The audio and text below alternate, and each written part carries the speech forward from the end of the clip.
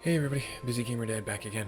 So I was able to get my laundry folded and I am coming back into this.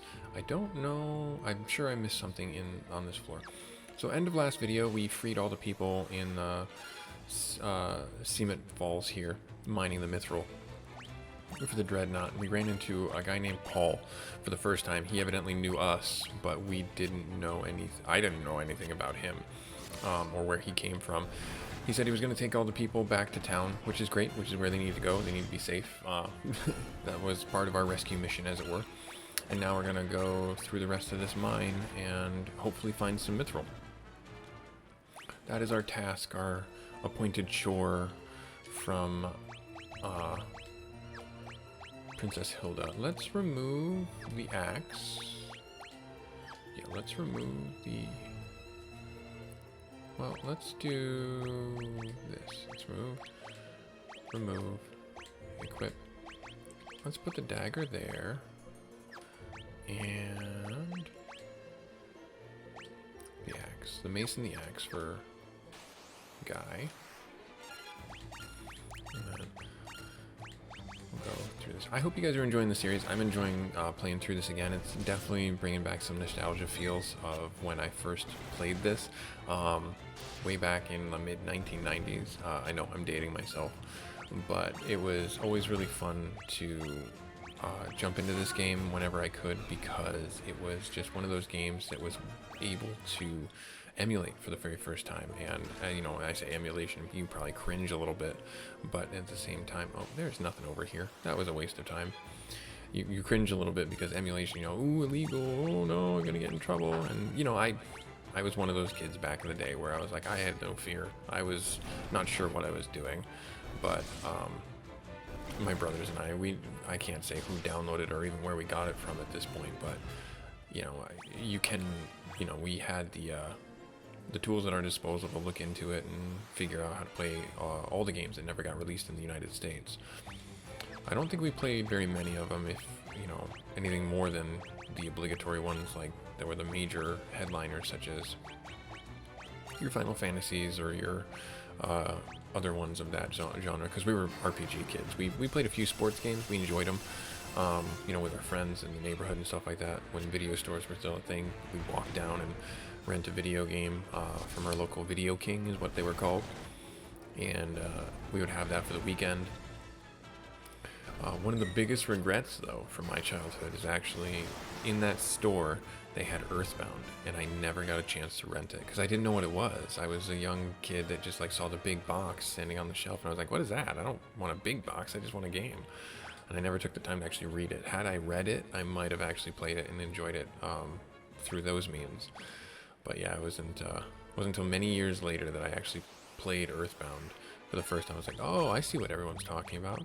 I'm not saying it's aged well or anything like that. I still think it holds up today, don't get me wrong. The story is very, very compelling. Mother is the real name of it. But it's just one of those games that you had to be there at the right time to experience it, I think. And I'm not trying to take anything away from it. I'm not trying to say anything bad about it, but it's definitely not what you might remember it to be had you gone back and played it, or never played it, and you play it for the first time now. And that's a hard thing to really categorize or describe, simply because you as a person are like, how do you forget something? And that leads to the fun statement to have with your friends of like, if you could go back and watch the first movie or your favorite movie for the first time again, what would it be? And then you have to have that like, oh, what genre? Is it action? Is it comedy? Is it sci-fi or anything like that? Fire tome, perfect, awesome. I was thinking about getting that, and now I don't have to spend the money. Nice, good get. And I will have her start casting that right meow. But yeah, you know, you have those fun conversations. I enjoy having those conversations with my kids because they're like, what do you mean? I'm like, well, if you could have your favorite flavor of ice cream for the first time, what would it be? And my son is consistently a strawberry lover. He and my younger brother have a lot in common. My daughter loves chocolate. She loves chocolate. I think she's also just very excited about. I think she's also very excited about just having ice cream in general.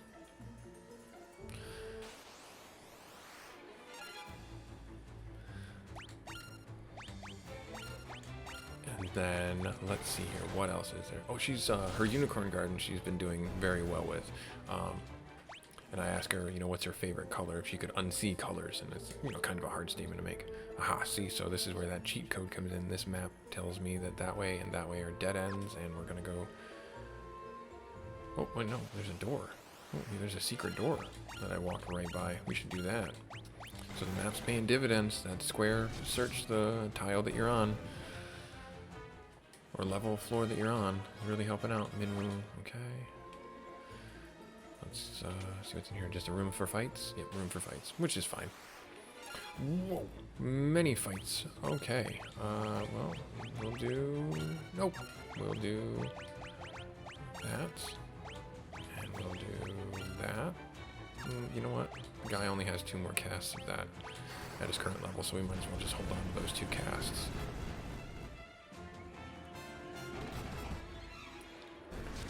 Nice, good, good. Oh, no, guy, you should have gone for the balloon. Oh, well. Oh, well. Let's have you attack that, and I believe this will just finish him off anyway, so I might as well just... I don't know if this is accurate or not, but when you cast a multi version of the spell, if the party that you're casting it on goes down to 1, it still counts as a multi-level spell or multi-focus spell, so its damage is naturally going to be that low, as if you were going to cast it on a single target where it would be exponentially higher. Case in point, if you had a party of 4 goblins and your other 3 party members wipe them out before your caster could cast the multi-focus or multi-target spell, does it do the multi-target damage to the single target remaining, or does it do the single target damage because the multi-targets are gone? You'll have to let me know in the comments below if you know, but I believe it's the other situation where it's always classified or tagged or coded as a multi-level spell, because you defined it as multi when you went to cast it, and the game's not smart enough to know, hey, there's only 1 target, so you're going to do all your damage to the singular target. So I gotta put that shield on Maria as well, so that Maria can start getting dodge and agility up. I think I'll actually do that now. I'll swap out the, oh, we have the bow. Do we have any other melee weapons for... Javelin. Okay, so Maria should have the javelin on. Oh, shoot. So let's do this. Let's do a remove of that, and then put the javelin and the buckler on, and then put the dagger on Fury. And I know that he only has a for level 1, but this will maximize his output for damage. Not that we're hurting for damage in any way.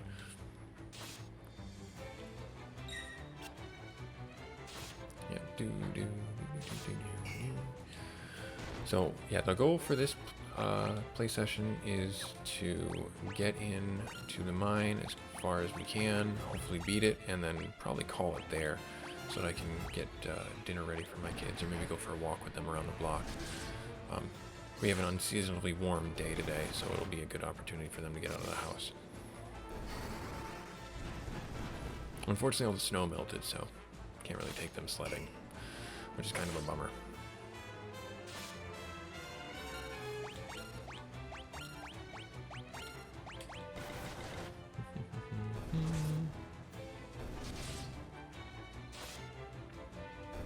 Nice. Okay, good stuff. Maria's HP went up, 275, good stuff there. Ambush, oh no, self-destruct. They're probably going to blow up, which is fine, because that'll help our overall health.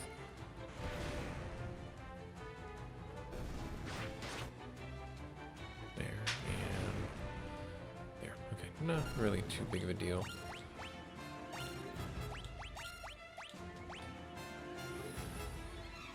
Let's just cast it on him.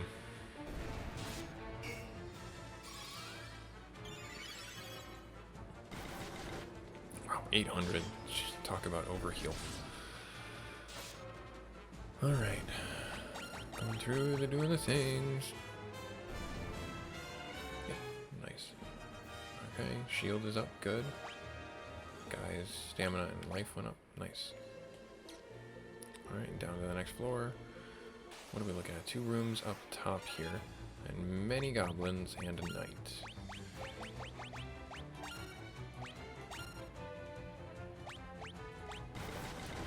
Yep, that one in particular.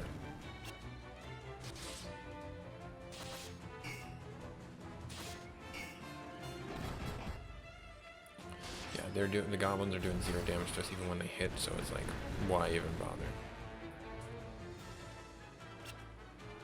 And they're goblin guards, which are, you know, the next tier up from goblins.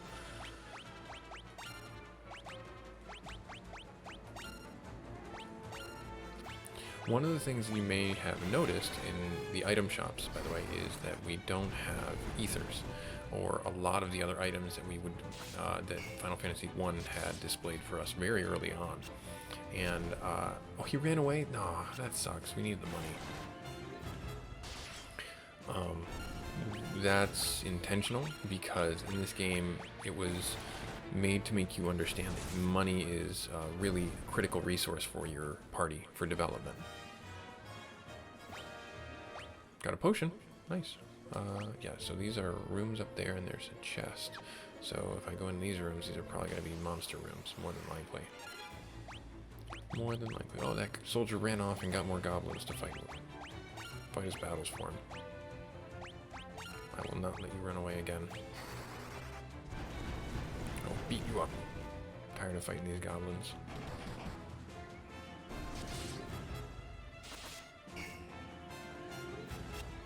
Aha, dodged. Nice.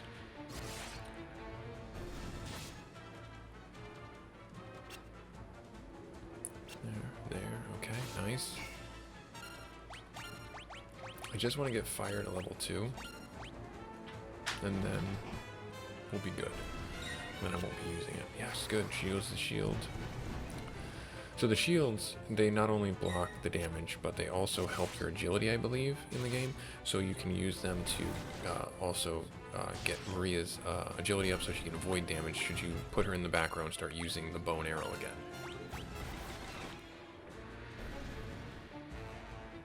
Yep, fire went up. That's awesome. Great, okay. Nothing in there. Zoom. Okay, so now that that's up, we are literally going to be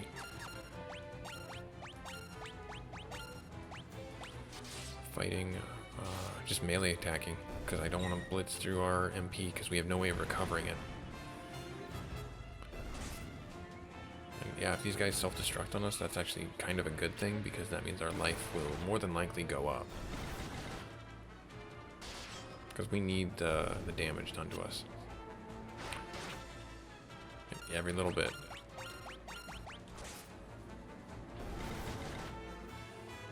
Nice, okay, good.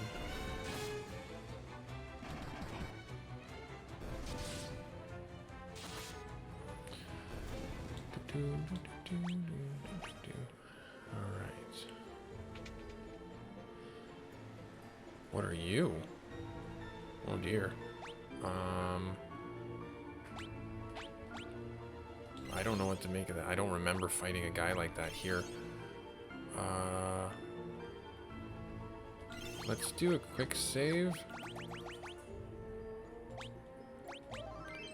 And let's see what he's about. Ha! Rebels. Never thought I'd have to deal with your kind down here. Well, if you think you're getting mythril, you'd be right. My mythril blade straight through your heart. Haha, witty puns. Alright, so this is the boss. Okay. And he must be guarding the mythril. Oh, the sergeant. Okay. Well, let's test his metal. Let's see, is he weak against fire, thunder, or something else? Let's cast Protect on us. That way, when he does melee strike us, he doesn't tear our faces off, and then we'll do barrier for any type of magic he does to us. Single fire, okay, 47. He looks like he's weak against fire.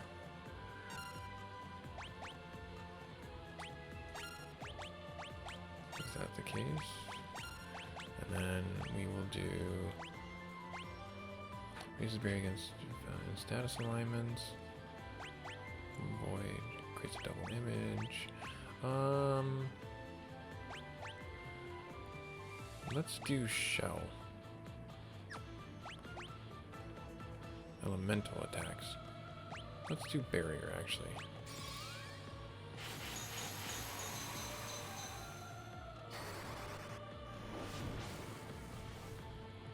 $53. Ooh, jeez, that's a lot of damage. Ooh, wow. 20, yeah, so he's definitely weak against fire, it looks like. I'm glad I got...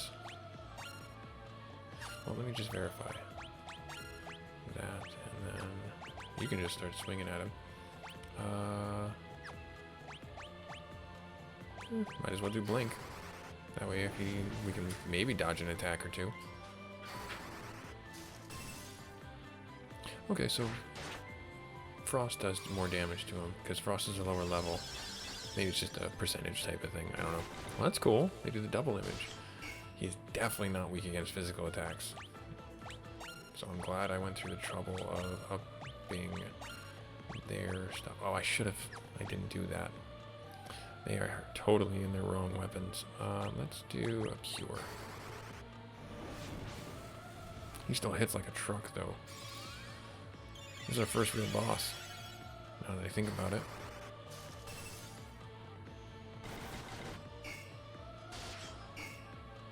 Zero damage. Oof. That is rough. Yeah, I'm just gonna keep on doing what I can. Minwoo can attack. 25. Yeah, it seems like fire is the more consistent damage output against him. But we got him. Yay, good job. Hooray, team. Nice. Nice. He didn't do any big Omega abilities, which is what I was kind of expecting for him to do, but I may be thinking too far ahead. Oh, some money. Everyone should have gotten some. Yep, HP, MP. Okay, and then MP. And then, yep, nice, well-rounded level ups for everybody. And then this should be the mythril. You find the mythril in the chest. All the mythril. All of it. Nice. Okay, so that was kind of it for here. We gotta make our way out, but there's also loot in the back we must go get. And I kind of want to just keep on swinging for the fences and get us out of here as quickly as possible, but I also don't want to blitz through all of, like, Minwoo's heal spells, cure spells.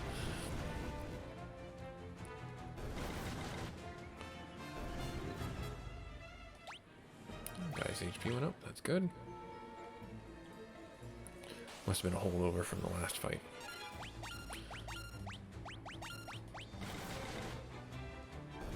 I have to remember that next time we get into an encounter to swap their armor and weapons around to make them the best they can be. Use that optimal button.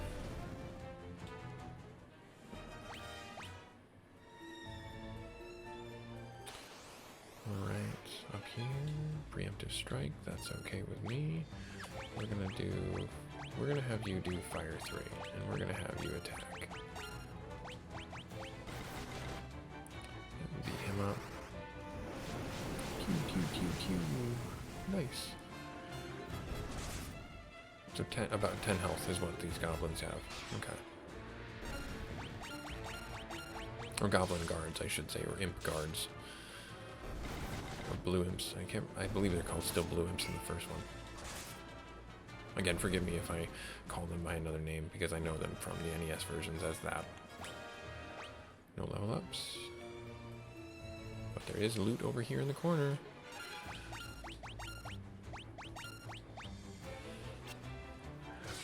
A big point of fact, I didn't mention it, and I should have mentioned it. Whenever you pick somebody up from the party, because that's a big mechanic in this game, is having that open slot for a party of 4 and someone filling it.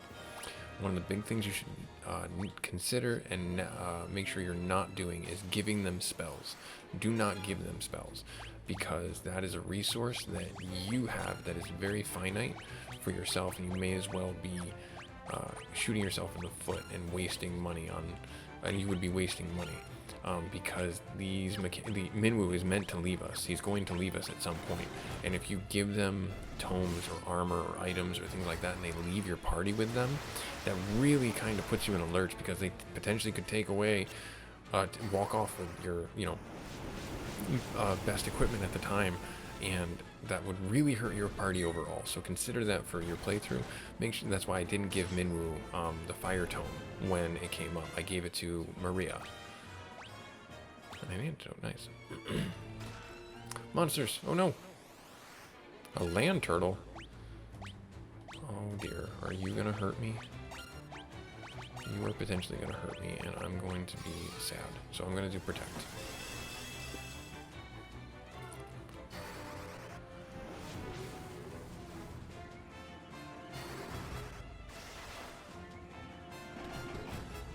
Nice, okay. Okay. 41. Ooh, yeah, you hit like a truck. I think you're weak against fire as well. Barrier. Because I don't know if you're going to do like blizzard or something like that. Yep, fire. That's the one. Alright, we'll do fire. Nice, we got him. Okay, great. What did we get out of the chest? His axe leveled up. Great, awesome. Items. Teleport tome. Perfect. And that works out really well, because then I will give that to Maria as well. Yes. And then that's the quick and easy way to get out of this place. Let's check the room before we do. Magic and teleport. Using HP. Oh, I didn't read that part. Banish enemies to another dimension, or transport the party out of the dungeon using HP. Good to know. Well, I'm going to just have you attack and have you attack. You don't have teleport, right? No, you have wall. Or not wall, nothing like that. Okay. I just read wall out loud. Sorry, my brain skipped a beat there. Thankfully, we were still relatively close to Salamand to turn the quest in, as it were.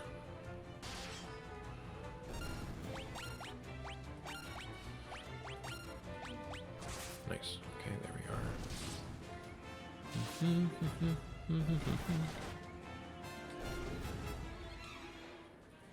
Spear and shield got upgraded. Nice. Yep, okay, perfect. So now, use teleport. How much HP? 1? Nope, quite a bit. Wow. Alright.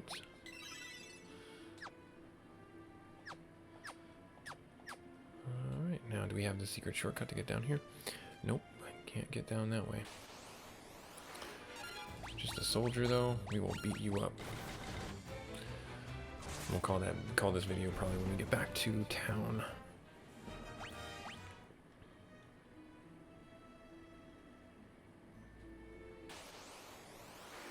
Sprinters. So I mentioned this in the last video. If you haven't, go back and see it. But I'm actually a road runner. I've done several marathons in my life. I encourage people who can run to try and take that up as a sport. Some people just hate running, and I get it. It's not a fun sport when I first started, but I've really grown to like it, love it. I do trail running. I've done adventure races, obstacle courses, mud runs, things like that, and I've really enjoyed my time getting better at running. I'm by no means like speedy or anything like that, but I enjoy just getting out there and having, you know, my own headspace. We have a jogging stroller for my kids, and I've pushed them in it many times on our local roads.